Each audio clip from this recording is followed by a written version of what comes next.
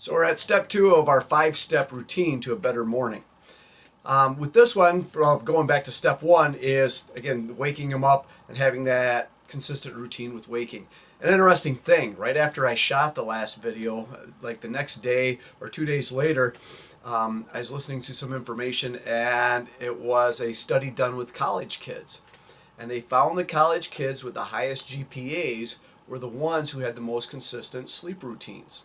They didn't necessarily sleep any longer, but if they went to bed at 11 o'clock every night, because college kids had a tendency to go to bed later, if they went to bed at 11 o'clock every night, didn't matter how long they slept, as long as they consistently kind of got up that next day at the same time, they had better scores across the board.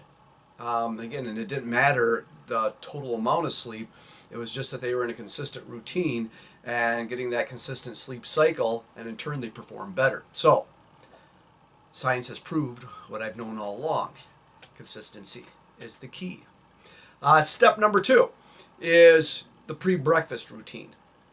Right, so with pre-breakfast, again, does your child get up and take a shower before they eat breakfast, or they take a shower afterwards, or do they not take a shower at all in the morning? Maybe they do it at night, I'm not sure. But if they do, let's say they take a shower in the morning, all right, are they doing that before breakfast? I would say ideally yes, for a couple of reasons. Number one, it's going to wake them up a little bit more. They're going to be kind of more in that zone. It puts them in a routine of, okay, now I'm getting ready for the next part of my day. But even if they don't take a shower before breakfast, make sure they get dressed before breakfast. Right? If your kids come down and they're in their pajamas, they're still in sleep mode. They're still in, I'm getting ready for downtime mode. Or especially on the weekends, kids get up and they kind of do whatever and aren't in a big hurry, and they're in their pajamas. So again, when they're in their pajamas, they're not in, I'm functioning and getting ready for school mode. They are, I'm just chilling out mode. All right, so make sure they get dressed before breakfast. And then again, with breakfast wise, whether they eat breakfast or not, I recommend it. For one of the biggest reasons is if they wait till they get to school, not that school lunches aren't great, but they may have one or two things to be desired. So at least you can make sure that they are getting something very nutritious before they start out their morning. And no, cereal is not very nutritious. I hate to break the news to you.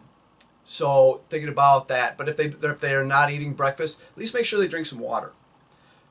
I don't think most people realize how much we get dehydrated at night between just breathing out naturally, drooling. I'm sure there's been many mornings you woken up or went in to wake up your kids and there's a pond next to their head.